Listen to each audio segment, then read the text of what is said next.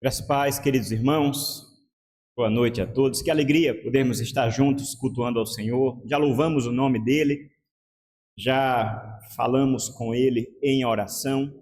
E agora, neste momento em que vamos ouvir a pregação da palavra do Senhor, nosso desejo, nossa oração é que o Senhor fale conosco, fale a cada um de nós, de acordo com a nossa necessidade, de acordo com a maneira tão sábia com a qual o próprio Deus tem falado conosco, semana após semana, tem nos alimentado, tem nos fortalecido. Isso, irmãos, é maravilhoso. É bom podermos ouvir a voz do nosso Deus. O presbítero Alberto já alertou os irmãos aqui, né? Realmente, hoje, irmãos, vamos lidar com um texto bastante desafiador. Trata-se do texto paralelo desse de que acabamos de ler, texto que nós acabamos de ler, Mateus capítulo 23, nós estamos meditando no Evangelho de Marcos, e eu convido você a abrir a sua Bíblia no Evangelho de Marcos, no capítulo 12, versículo 38. Vamos ler apenas esses 3 versículos, até o versículo 40. Marcos capítulo 12, versículo 38, até o versículo 40.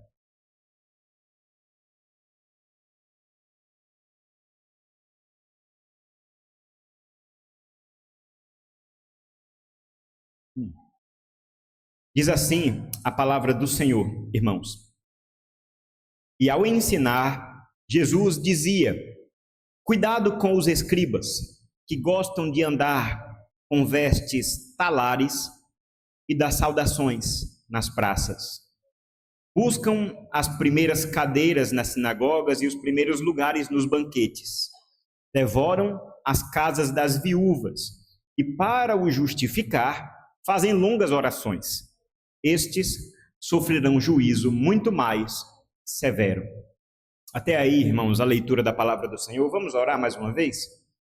Senhor Deus, muito obrigado, Pai, pela oportunidade que temos de ouvir a Tua palavra. Te louvamos, Pai, porque o Senhor tem nos alimentado, tem falado conosco aqui, Senhor, neste lugar em que nos reunimos em Teu nome. Lemos e ouvimos a Tua palavra, Senhor. E te pedimos que nessa noite o Senhor continue falando conosco. E esta palavra, Senhor, mesmo que dura, mesmo que muitas vezes agressiva, ela possa tocar onde nós precisamos. Que possamos atentar para a Tua voz, para o Teu alerta, Senhor. Para que o Teu povo, nós, os Teus discípulos, possamos viver uma vida que agrada ao Senhor, vivendo a vida do Evangelho, no serviço a Cristo. Nós te louvamos, Pai, fala conosco desde já. Essa é a nossa oração, em nome de Jesus. Amém. Irmãos, nós vivemos numa época em que a nossa cultura ela é profundamente marcada pela imagem, pela aparência. E é interessante que as tecnologias vão avançando e nós temos cada vez mais ferramentas de suprir essa nossa tendência, a tendência de vivermos não por aquilo que somos, mas por aquilo que parecemos ser. Estava vendo até alguns exemplos, e me permita aqui falar. Não é muito difícil hoje você parecer ter autoridade na sua área de profissão. Né? E aí nós temos aqui, temos professores, dentistas, podemos ter uma enfermeira, um psicólogo, ou até pastores e pregadores. Não é difícil você se organizar e cuidar bem da sua aparência, para que as pessoas possam te ouvir e de repente você ganha até elogios e reconhecimento por causa disso. Perceba, é claro que existe algo de legítimo em nós cuidarmos da nossa imagem. Afinal, se trabalhamos com o público, é importante que possamos fazer, de certa forma, o nosso nome, que a nossa marca, a nossa empresa, o nosso serviço seja visível. Não tem problema nenhum em relação a isso. Mas volto a essa questão. É tão fácil você parecer ser algo que você não é. E aí, de repente, você pode... Eu estava vendo isso, né? Tem estúdio que é... estúdio mesmo, né, de filmagem, né? Tá aqui o nosso irmão Gabriel, especialista nessa área, que é especializado em montar um podcast para você. Mas veja, você não está sendo convidado. Não tem ninguém lhe entrevistando. O que eles vão dar para você é uma mesa, um microfone, e você vai ficar falando ali como se tivesse alguém te ouvindo. E aí você vai pegar essas imagens, e aí você vai lançar aí nas suas redes sociais, e as pessoas vão poder ouvir o que você tem a falar. De repente você pode alugar um carro para sair pela cidade, para mostrar que você é um profissional de excelência, e você está andando com um carro que não é seu, tá certo? Mas você tem que parecer que tem um carro. E aí você vai andar na foto, né, vai estar ali bem na foto, e as pessoas vão te respeitar por isso. De repente não precisa nem alugar. Hoje tem inteligência artificial. Né? Você já coloca lá, né? Coloca aí uma foto eu com um terno bem bonito, com um carrão atrás de mim. Tira essa espinha, tira aqui um pouco do meu cabelo bagunçado e tá ali, né? A imagem perfeita, que certamente vai alcançar muita visualização e arrancar muitos elogios das pessoas que atingir. Um outro exemplo, irmão, me permita citar mais um, e essa nos mostra realmente a tolice do mundo em que nós vivemos. Até eu vi uma notícia, né, recentemente de uma mulher, um vídeo, né, de uma mulher que estava em um show de um artista com vários celulares. E ela estava ali mostrando o perfil no Instagram. Veja que coisa interessante.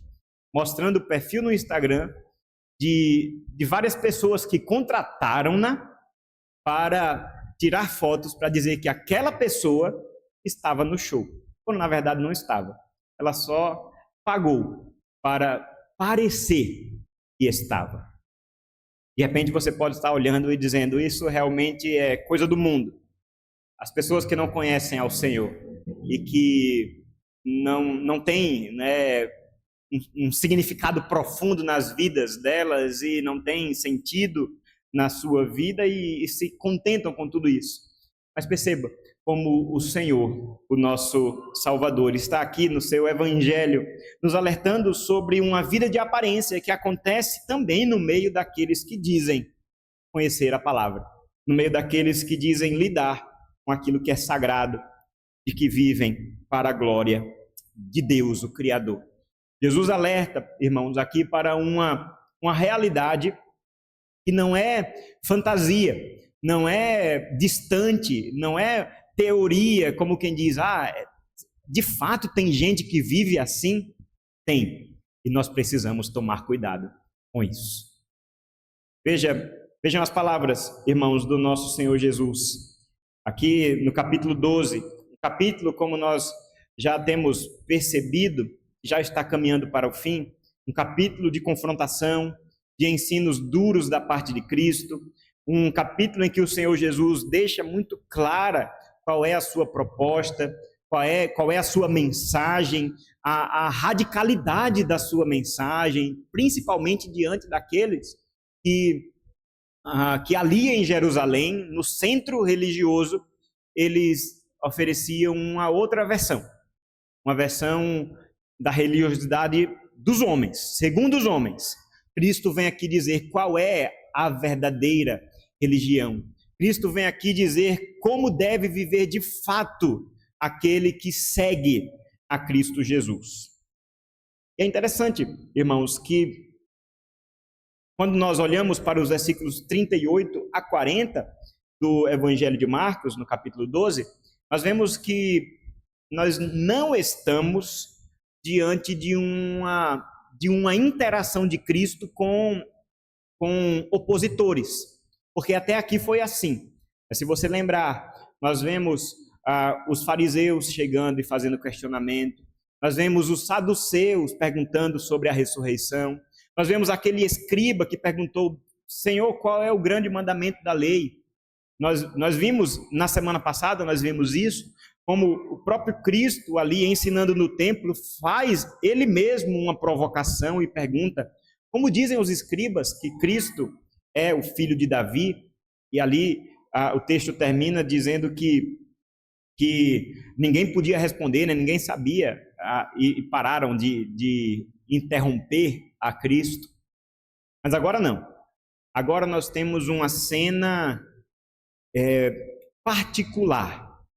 Jesus com os seus discípulos, pelo menos é assim que nos mostra o capítulo de Mateus que nós vimos, Mateus capítulo 23. Jesus está aqui lidando com os seus discípulos, com aqueles homens que ele chamou, com aqueles homens que ele já passou 3 anos cuidando, ensinando, pastoreando. E aqui Jesus ele traz um alerta. E a palavra é exatamente essa, um alerta. Afinal, nós lemos aqui no versículo 38, né? E ao ensinar, Jesus dizia, cuidado com os escribas. Cuidado. Quem está falando aqui, irmãos, é o dono da igreja. Quem está falando é o pastor, o supremo pastor da igreja. E é maravilhoso nós percebermos esse cuidado, esse zelo do Senhor. Ciente dos perigos, ciente dos inimigos que estão à volta. Assim como um pastor de ovelhas, ele está sempre com os ouvidos abertos, com os olhos atentos para perceber qualquer ameaça que pode surgir ao redor do seu rebanho. Assim, Cristo Jesus, o nosso pastor, ele olhando para os seus discípulos, ele diz, tenham cuidado, cuidado.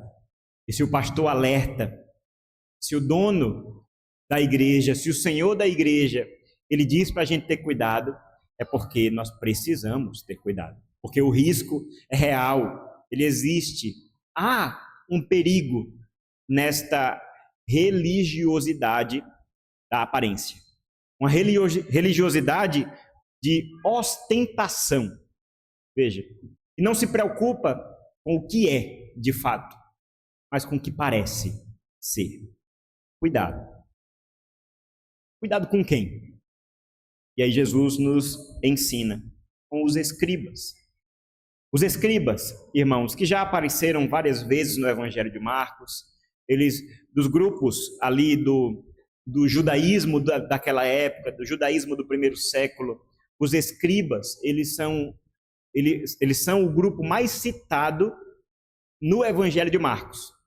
Muito mais do que os fariseus, muito mais do que os sacerdotes, mais do que os saduceus. E esses homens, eles eram os mestres da lei. Falei já há 2 semanas. Numa época em que as pessoas não liam, em que as pessoas não eram estudadas em sua maioria, esses homens, eles eram encarregados de guardar os livros. Guardar principalmente as escrituras. Cuidavam das sinagogas. Eles eram os encarregados, não só de guardar, mas também de ler, também de interpretar a palavra de Deus. Eram pessoas muito respeitadas naquela sociedade. Eram pessoas que eram acionadas para resolver muitas questões, como nós inclusive vamos ver um caso no versículo 40, mas Jesus está aqui dizendo, cuidado com essas pessoas, cuidado com os escribas. Mas a gente precisa entender uma coisa, isso não significa que Cristo está jogando no lixo, jogando fora toda essa classe. Pecado não é ser escriba, pecado não é você lidar com a estrutura, a instituição religiosa. Porque muitas vezes a gente faz uma leitura um pouco anti-institucional do Novo Testamento.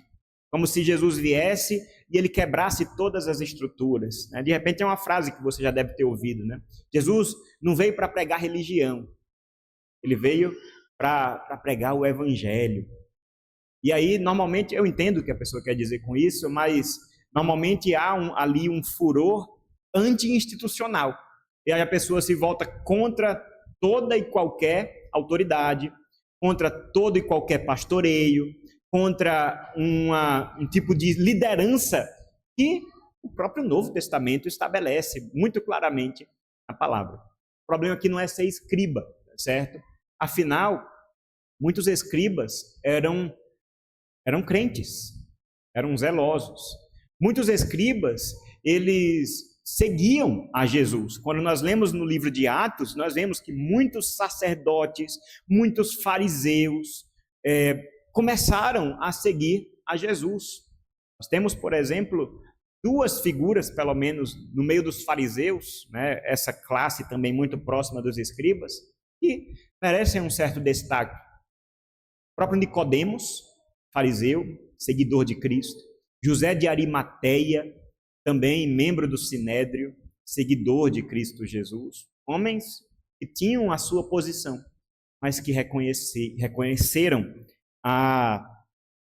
o senhorio de Cristo em suas vidas e se tornaram discípulos do Senhor. O problema não é ser escriba. Nós acabamos de ver no próprio capítulo 12 o Senhor Jesus conversando com um escriba e dizendo: você não está longe do reino de Deus. Você está indo no caminho certo.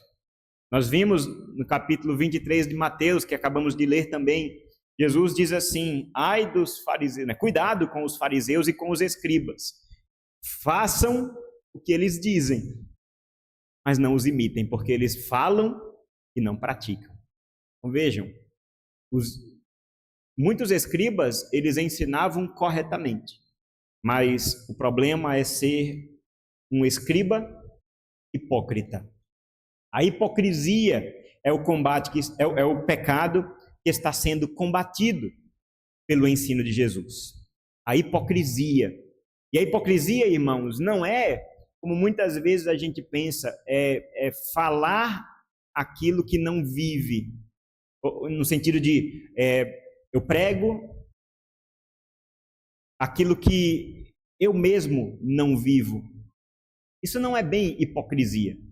Porque muitas vezes, como um pregador, nós somos levados a falar sobre realidades que nós não temos forças para viver. Muitas vezes eu sou o primeiro culpado da pregação que eu profiro nesse púlpito.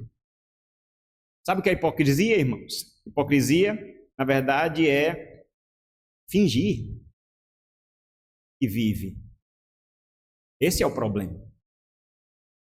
Você não estar preocupado em viver a pregação, em viver a verdade, em viver a palavra, mas não vivendo, não obedecendo, você se importa muito mais em parecer que está, parecer que é santo, parecer que é piedoso, parecer que é crente. Quando ser de fato, nem precisa, porque é cansativo, é difícil, exige muito esforço. É melhor ficar cuidando só da casca. É melhor ficar cuidando só da aparência. É contra esse pecado. O pecado da hipocrisia. O pecado da atuação, no sentido de atuar piedade, atuar santidade, do fingimento, que Jesus está aqui alertando a sua igreja. Meu irmão, minha irmã, cuidado com a hipocrisia. Porque quando nós vemos aqui, irmãos, ela é uma grande negação de tudo aquilo que Jesus Cristo representa. De tudo aquilo que o Senhor Jesus veio trazer como proposta de ensino, como o seu caminho. E aí Jesus, ele nos apresenta aqui algumas atitudes dos escribas, e podemos ir a elas de maneira muito prática. De maneira muito prática, irmãos, nós podemos ir a elas para vermos como essa hipocrisia, essa religiosidade de aparência, de ostentação, ela é, na verdade, uma grande tolice. Ele diz: cuidado com os escribas, que gostam de andar com vestes talares e das saudações nas praças. No versículo 38, nós vemos já duas atitudes desses escribas. Em primeiro lugar, eles gostam das vestes bonitas, das vestes talares. No grego, a palavra traduzida como vestes talares aqui nessa versão, ela parece uma palavra também do português, estola, né? O que é a estola? Normalmente é a roupa de um religioso, de um sacerdote, né? A gente lê no Antigo Testamento a estola sacerdotal. É uma roupa que destaca uma pessoa.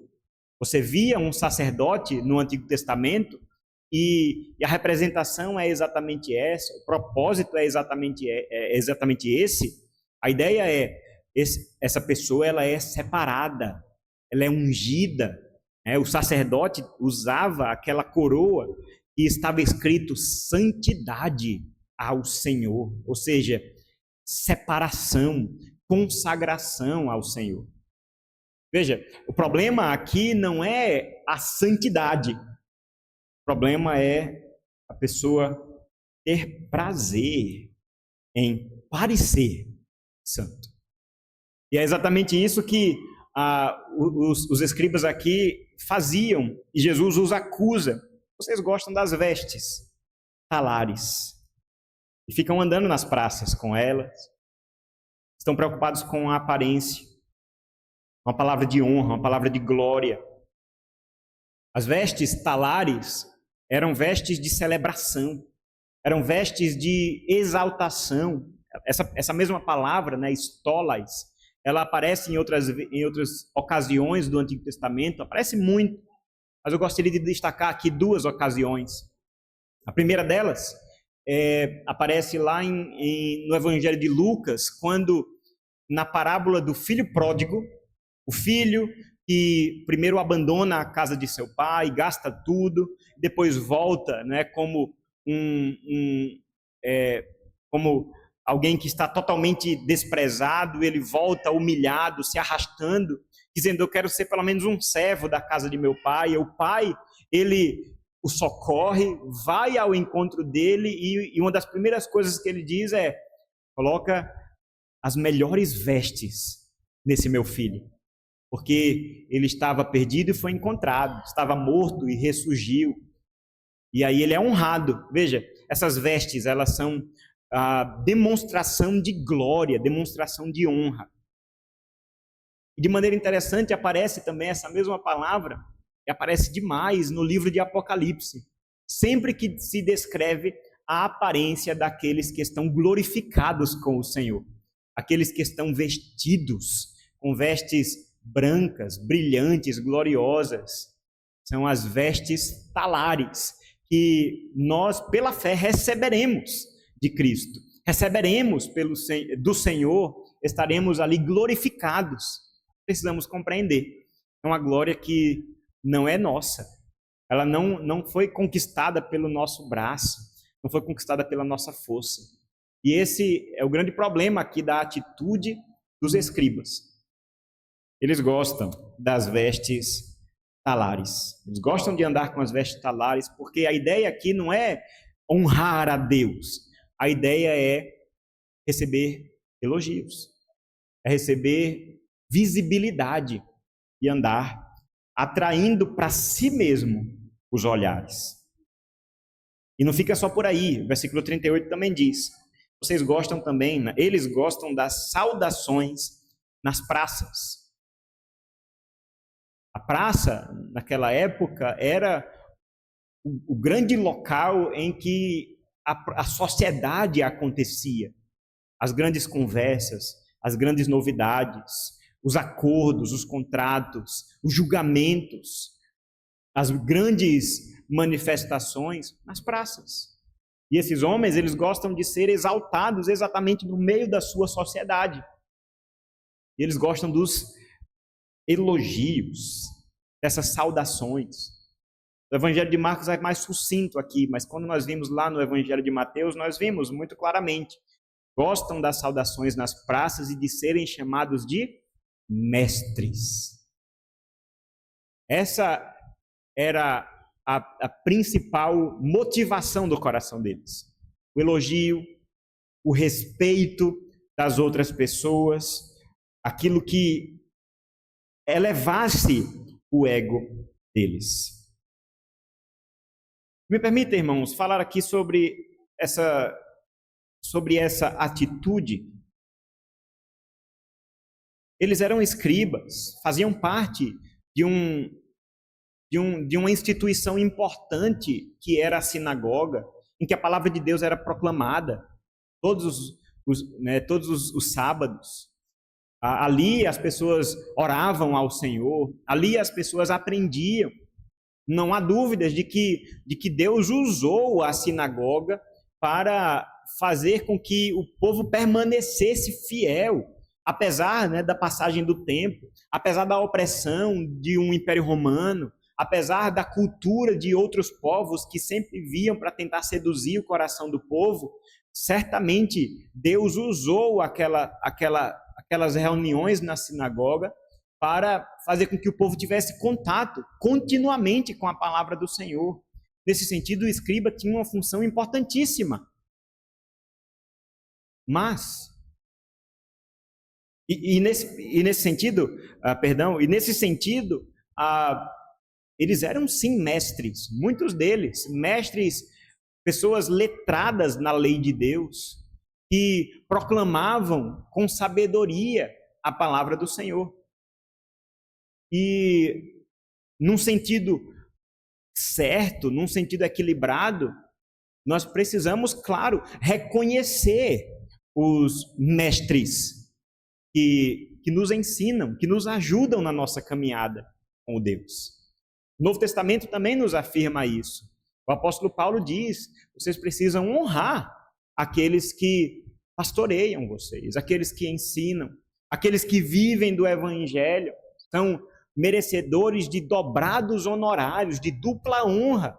Aqueles, os presbíteros que presidem bem, sobretudo aqueles que se afadigam no ensino da palavra. Então, veja, há um lugar legítimo de honra para o mestre, para o pregador, para o pastor, o presbítero, o oficial da igreja, o diácono, é claro. Mas, irmãos, nós devemos compreender que nesse assunto de honra, nós sempre estamos em uma colina muito escorregadia. É um terreno que é muito fácil cair. Porque quando você acostuma demais a ser chamado de mestre, você pode começar a gostar disso. Você pode começar a encontrar nesse tratamento o significado da vida. E aí a gente tem um problema. Porque, na verdade, a própria palavra de Deus alerta para essa realidade. Tiago mesmo, escrevendo a sua epístola, ele diz: não queiram ser mestres. Não queiram muitos de vocês ser mestres, porque eles vão receber maior juízo. O alerta da palavra de Deus é muito claro. No mundo, num contexto, numa cultura que, veja, primeiro século nós já estamos lidando com isso, mas é algo que também pertence à nossa realidade. Todo mundo quer falar, todo mundo quer ensinar, todo mundo quer ter algo a dizer nesse mundo. A palavra do Senhor diz e ela nos diz de maneira muito clara: cuidado, cuidado. Porque junto da honra, quer ser mestre, quer poder ensinar, vem sempre uma tentação. Vem sempre uma tentação que está ali, anexa, do lado. E sempre vai tentar jogar o seu coração para uma vida de egoísmo, de uma vida autocentrada. O problema não é que eles eram mestres, o problema é que eles tinham prazer em ser chamados de mestres. Nós fazemos parte de uma denominação, irmãos, numa denominação bem estruturada. Eu amo a Igreja Presbiteriana do Brasil. Não tenho dúvida que o seu sistema de governo é zeloso, é bíblico. Do meu ponto de vista, não tem melhor. as suas instituições, as suas posições são claramente definidas. Nós temos, de maneira muito clara, compreendemos, biblicamente falando, qual é o papel do presbítero, qual é o papel do diácono, qual é o papel do ministro do evangelho, né? O presbítero docente, aquele que se afadiga na palavra. Compreendemos isso de maneira clara. Isso é maravilhoso, irmãos. Precisamos nos aprofundar nisso. Mas, infelizmente, e eu falo isso com muito temor no meu coração, infelizmente, no meio da nossa igreja tem aqueles que gostam daquelas siglas que vêm antes do nome. Não me chame mais de Marcos não, tá certo? A partir de agora é Reverendo Marcos. Veja, eu compreendo, é importante a honra, é importante você fazer a devida distinção, mas perceba, no reino de Deus, meu irmão, e veja, eu estou falando aqui como um pastor, mas leve para a sua realidade, como filho de Deus, como discípulo de Cristo, porque todos nós, pela graça, somos atingidos pela glória, porque Paulo disse, alguém se gloria, glorie-se no Senhor. Mas se a gente fala de glória no reino, se a gente fala de honra no reino de Deus, ela nunca vem de cá para lá. Ela nunca vem de mim para os outros. Não sou eu que busco a minha glória. A mensagem bíblica, irmãos, é aquele que se exalta, ele é humilhado. Mas aquele que se humilha é exaltado. Na prática, no dia que eu chegar aqui na igreja dizendo assim, meu irmão, me chame de Reverendo Marcos, tá certo? Me chame de Pastor Marcos. Você tem autorização de me chamar ali no gabinete e dizer que eu estou errado. Tá certo? Você tem autorização de me chamar com base na palavra de Deus e dizer que um crente não deve gostar de ser chamado de mestre e nem buscar isso. Porque importa, meus irmãos, importa termos a nossa glória em Cristo. Porque nem Ele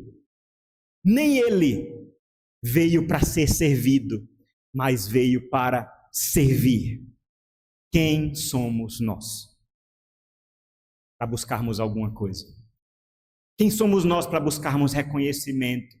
Para maquiarmos a nossa aparência, andando nas praças deste mundo, seja na nossa vida, seja na cidade, seja nas redes sociais, buscando a glória para nós mesmos. Ai de nós, meus irmãos, ai de nós.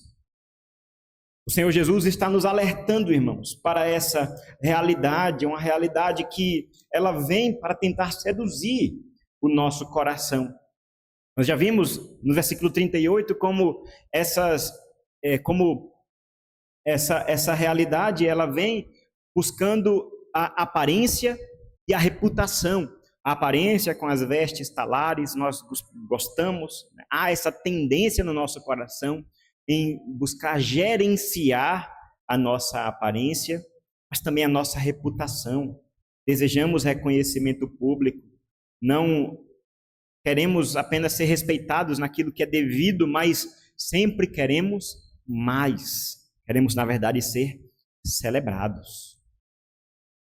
E o texto continua, no versículo 39, nós lemos: buscam as primeiras cadeiras nas sinagogas e os primeiros lugares nos banquetes. Essa é maravilhosa, né?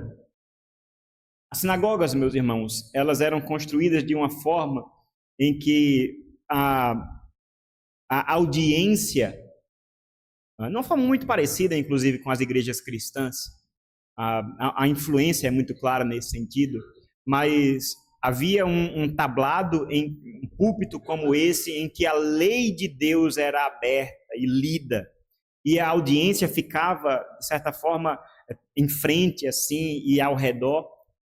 As pessoas que se dirigiam à sinagoga para aprender, para serem orientadas na lei de Deus, para serem alimentadas pela palavra do Senhor.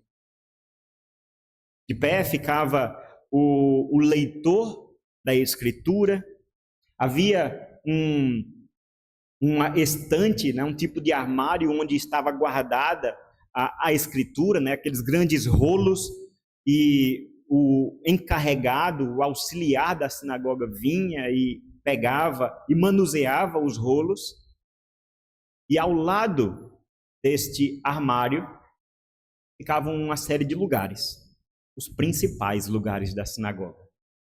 Eles ficavam elevados, todos estavam vendo aqueles homens que ficavam ali, ficavam perto da Escritura.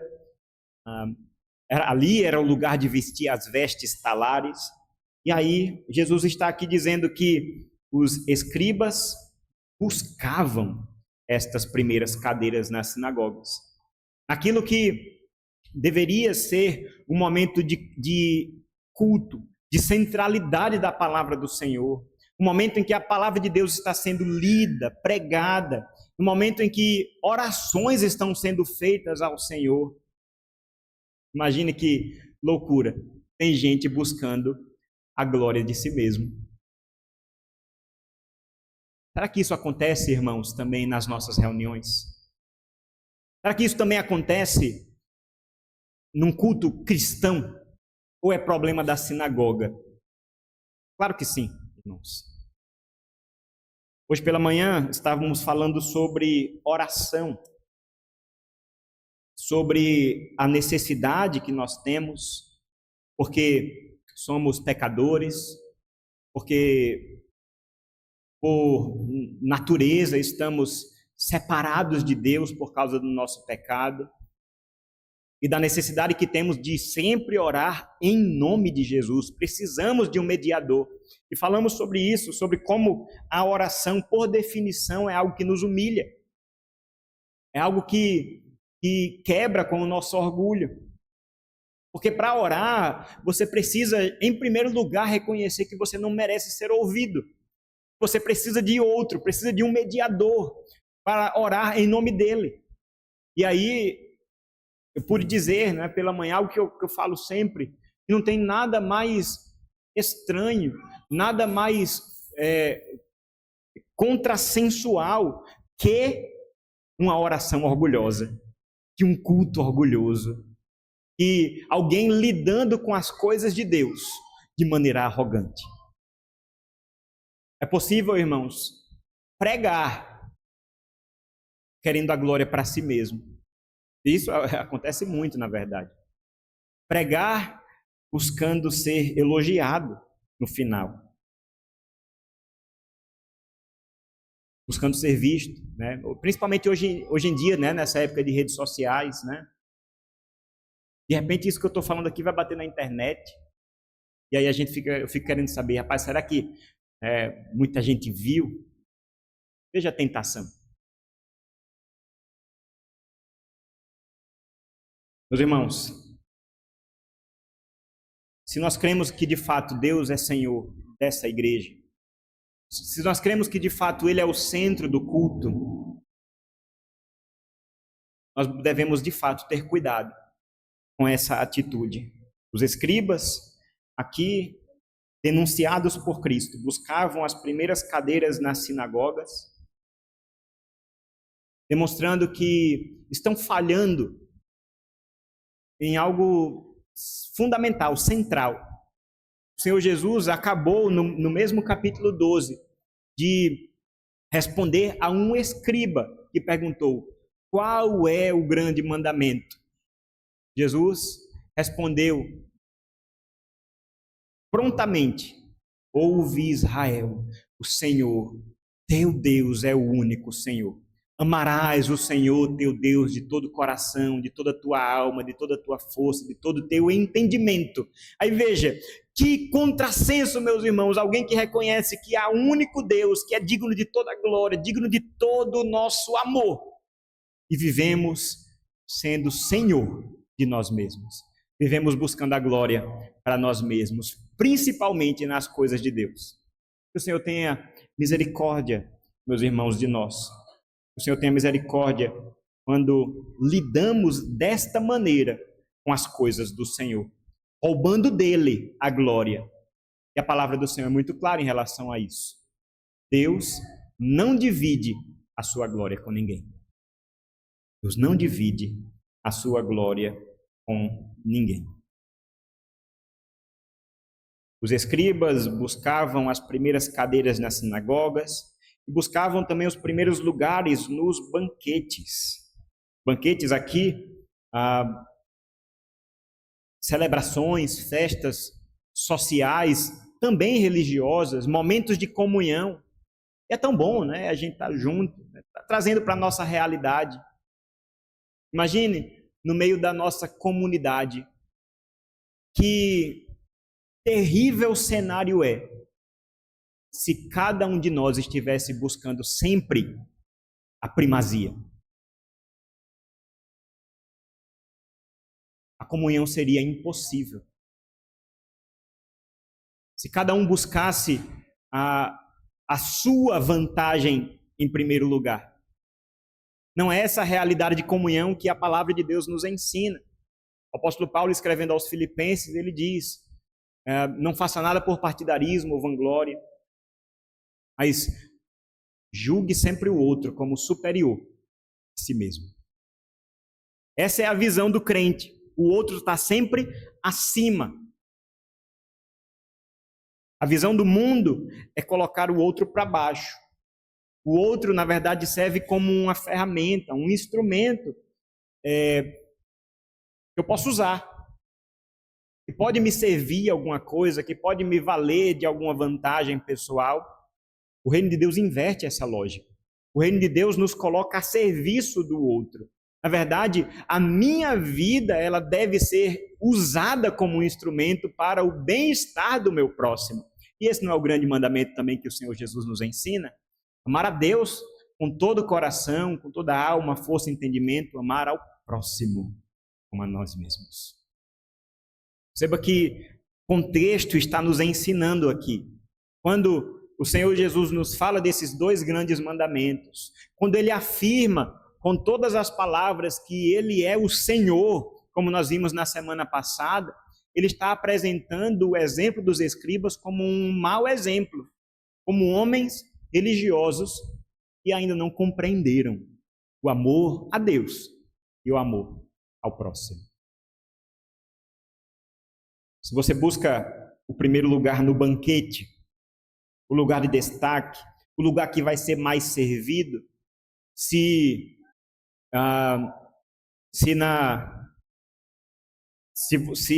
você segue o ditado popular, né? Se a farinha é pouca, meu pirão primeiro, nós precisamos rever os valores do reino de Deus. O Senhor Jesus tem uma sabedoria maravilhosa nesse sentido. Certa vez ele conta que é melhor que ao chegar num banquete, ao chegar numa reunião, não sente no primeiro lugar, para que você não seja envergonhado quando alguém lhe disser que ali não é o seu lugar. Na verdade, o seu lugar é lá atrás. É melhor você se humilhar. É melhor você ficar ali lá atrás mesmo, porque vai que alguém diz assim: não, meu amigo, venha mais para frente. Venha para esse lugar que é melhor para você. Há uma sabedoria nisso, meus irmãos. A atitude de um discípulo de Cristo é sempre de humilhação, porque foi assim que agiu o nosso Senhor. Ele, tendo tudo, se fez servo, dono de todas as coisas, esvaziou-se a si mesmo, veio para obedecer à lei, veio para servir. Fazendo isso, ele cumpriu a sua missão, cumpriu o seu propósito e no final foi exaltado pelo Pai. Ele hoje tem um nome sobre todo nome. Nesse sentido, irmãos, que loucura é buscarmos a glória para o nosso próprio nome. Mas há ainda, irmãos, uma atitude dos escribas que nós devemos lidar. Versículo 40, nós lemos: eles devoram as casas das viúvas e, para o justificar, fazem longas orações. Esse versículo, talvez, de toda essa lista, é o mais estranho. O que significa? O que ele quer dizer, né? Aqui os estudiosos, eles apresentam algumas posições, algumas possibilidades. A maior parte deles concorda que os escribas, eles eram muitas vezes solicitados para resolver questões civis das viúvas. Uma viúva que está desamparada, perdeu o seu marido, não tem condições de representar a si mesmo nas negociações da vida, precisa de um representante. E os escribas, por serem conhecedores da lei de Moisés, por serem conhecedores do direito, eles eram convocados, né, como advogados para resolver as questões das viúvas. E muitas vezes a viúva, o falecido marido deixou com aquela viúva algumas propriedades, um terreno, uma casa.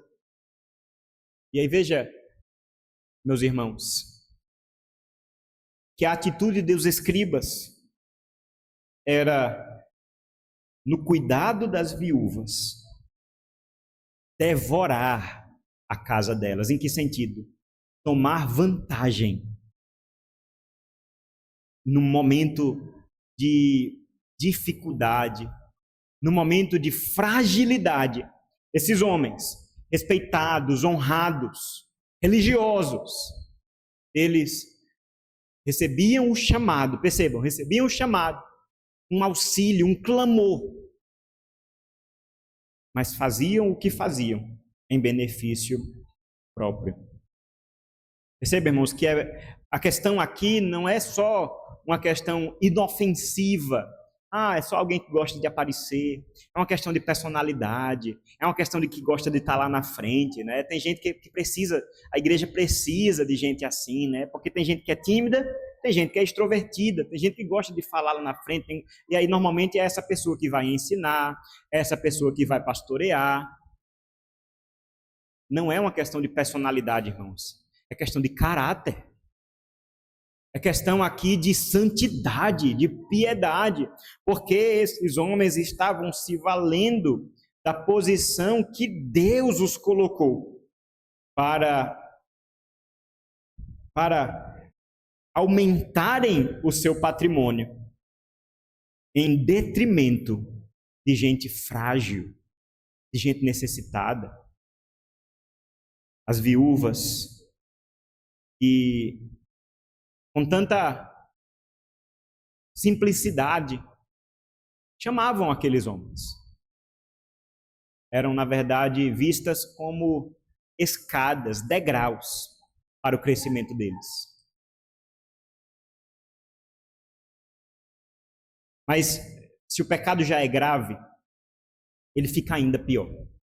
Porque Jesus mesmo diz, para justificar essa atrocidade, para justificar esse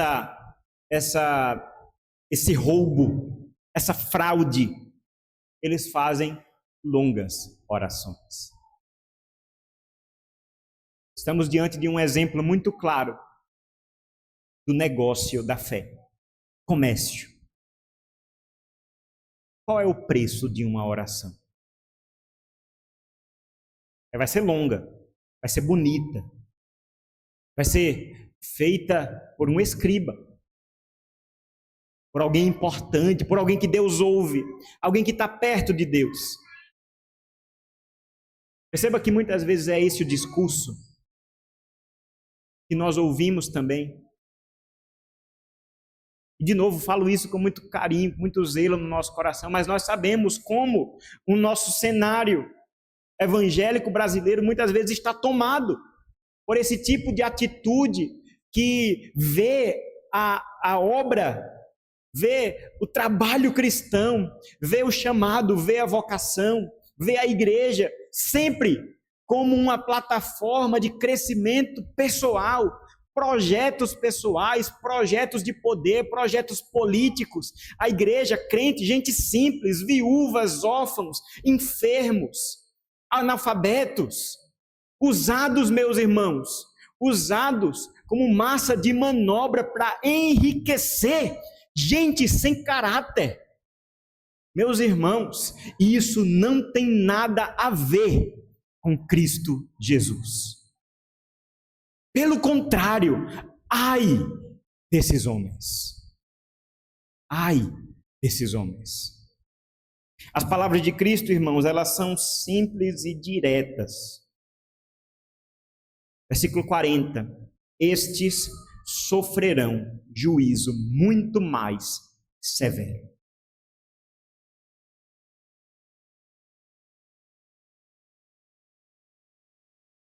Cristo Jesus já disse, já passamos por esse texto no Evangelho de Marcos.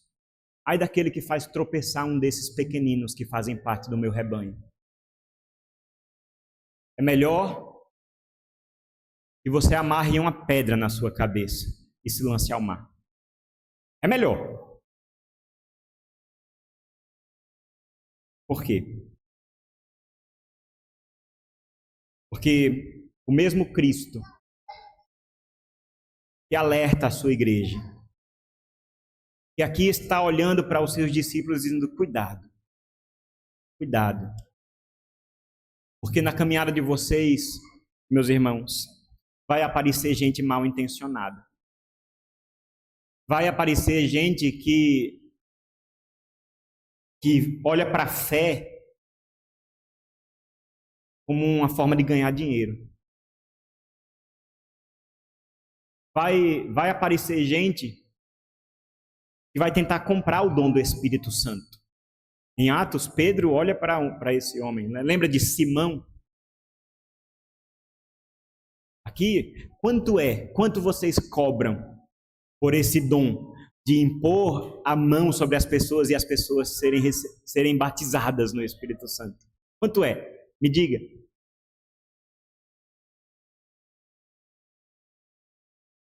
Jesus está alertando a sua igreja. Mas o mesmo Cristo, o mesmo pastor, o mesmo Senhor que alerta, é aquele que vem para julgar todas as coisas. E nesse sentido, meus irmãos, nesse sentido, muitas vezes nós somos chamados a questionar: será que Deus não está vendo tudo isso que tem sido feito no nome dele? Será que Deus não está vendo os desmandos, a falsidade, a fraude, falsos pastores ganhando notoriedade, falsos pregadores buscando simplesmente viver de aparência enquanto enriquecem o seu patrimônio? Será que Deus não está vendo? E muitas vezes a gente, né, que está buscando viver uma vida piedosa, zelosa, fiel ao Senhor, no nosso pouco, nas nossas lutas, a gente fica dizendo: como é difícil, né, ser uma igreja fiel, como é difícil. A igreja do fraudulento está cheia. E a nossa, a gente vai penando, né? A gente se questiona o porquê. Mas a nossa confiança, irmãos, está no dono da igreja. E ele mesmo está aqui dizendo: eu estou olhando. Eu continuo zelando pela minha igreja. Eu continuo cuidando do rebanho. Eu continuo com os ouvidos atentos, com os olhos abertos, cuidando do meu povo. Porque no tempo devido, esses homens que vendem o nome de Deus, eles serão desmascarados. Serão, irmãos, envergonhados, cumprindo uma realidade escatológica do texto que eu já aqui me referi. aquele que se exalta será humilhado. Esse texto, irmãos, deveria fazer o nosso coração tremer de temor. Não é uma questão simples que estamos falando aqui. É uma realidade de juízo. Aquele que se exalta será humilhado, será envergonhado. Receberão maior juízo. Essa é a sentença de Cristo Jesus. O alerta está dado. O alerta para que a gente possa compreender que essa palavra também é conosco. Porque muitas vezes é fácil falar daquele que claramente é um falso profeta. Não precisa nem fazer tanto esforço para perceber. Mas sabe o que é difícil, irmãos? Olhar para o próprio coração. Olhar para nós mesmos e ver e reconhecer que nós também, muitas vezes, buscamos a nossa própria glória. Buscamos ser reconhecidos. No serviço que fazemos, pode ser a coisa mais simples. Se ninguém olha, se ninguém vê, se ninguém elogia, a gente perde a cabeça. Para que você faz o que faz? Para a glória de quem você faz o que faz? É algo, irmãos, que nós precisamos ter muito cuidado.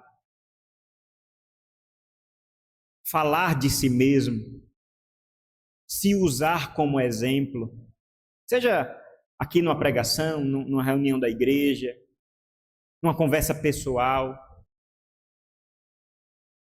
é algo que nós sempre devemos fazer com muito cuidado.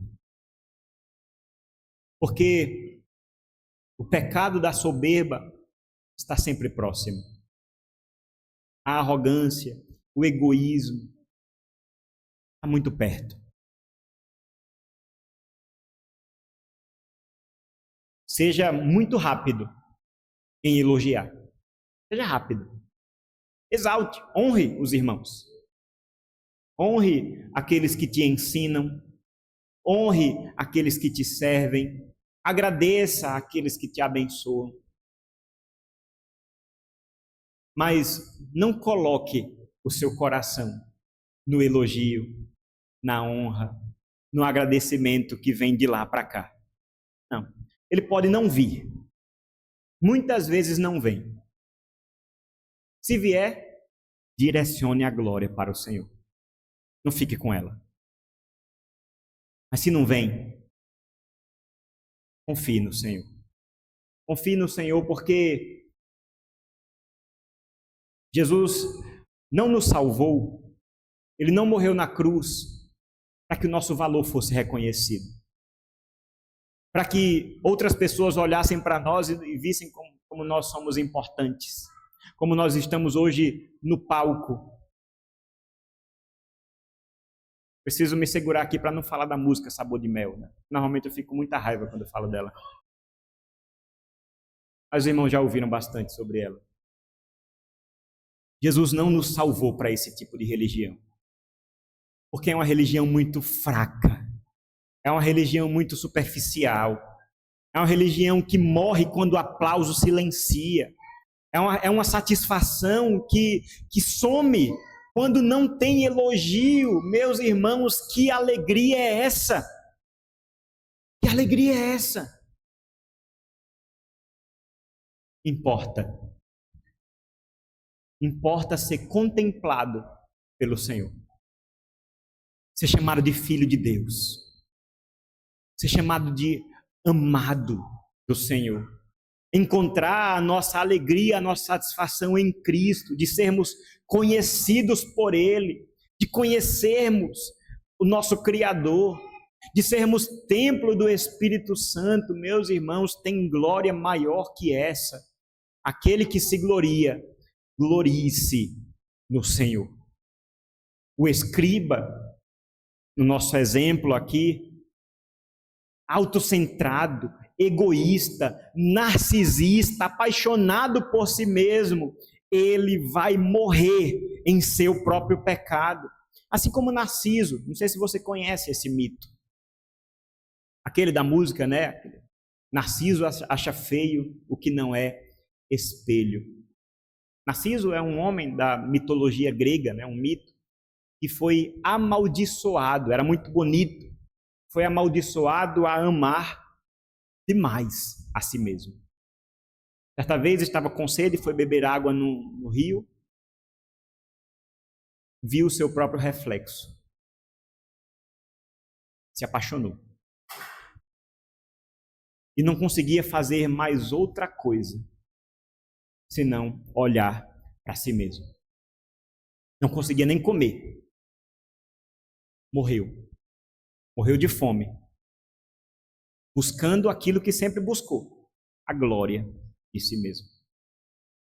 O Senhor Jesus está aqui nos dizendo: quem busca a sua própria glória, em detrimento da glória de Deus e do bem-estar do próximo, há de encontrar um fim terrível, um juízo muito mais severo. Que o Senhor nos guarde, meus irmãos, e que tenha misericórdia de nós, que possamos ouvir atentamente o alerta do Supremo Pastor da Igreja. Vamos orar? Senhor Deus, muito obrigado, Pai, por tua palavra. Pedimos que o Senhor aplique em nossos corações, que o Senhor nos ensine, Pai, a vivermos para a glória do Senhor e não para nós mesmos. Nos livra de uma vida pela aparência. Nos livra, Senhor, de vivermos de maneira fútil, superficial. Que possamos buscar seguir a Cristo, Senhor, em obediência, em confiança, compreendendo, Senhor, que nós não somos merecedores de glória, nós não somos merecedores de elogios, de honra, de reconhecimento, porque toda a glória deve ser dada ao Senhor. E a nossa glória está em Ti, Senhor. Em ver o Senhor mais amado, em ver o Senhor mais admirado, essa é a nossa glória. Por isso, Pai, te pedimos que no nosso serviço, na nossa vida, no nosso trabalho, naquilo que fazemos para o Senhor, que o Senhor guarde o nosso coração, para que sempre busquemos a Tua glória e não a nossa, Pai. Guarda o nosso coração, nos livra da tentação do pecado, do orgulho, Senhor. Possamos amar verdadeiramente o próximo. Não como os escribas, Pai, que fingindo ajudar o próximo, estavam apenas ajudando a si mesmos, com uma aparência religiosa, Senhor. Eu te peço, Pai, por nossa igreja, que o Senhor nos guarde, pela vida de cada um de nós. Te peço, Pai, por nossa denominação, que o Senhor nos mantenha firmes em Ti, Senhor, na Tua palavra, retirando de nós aquilo que não Te agrada, Senhor. Te pedimos, Pai, pelas demais denominações evangélicas deste país, e Te pedimos, Pai, que aqueles que usam o Teu nome em benefício próprio, Senhor, possam, Senhor, no Teu tempo, Senhor, se não se arrependerem, possam encontrar juízo, Senhor. Que a glória é do Senhor. Tudo é do Senhor. Em nome de Jesus. Amém.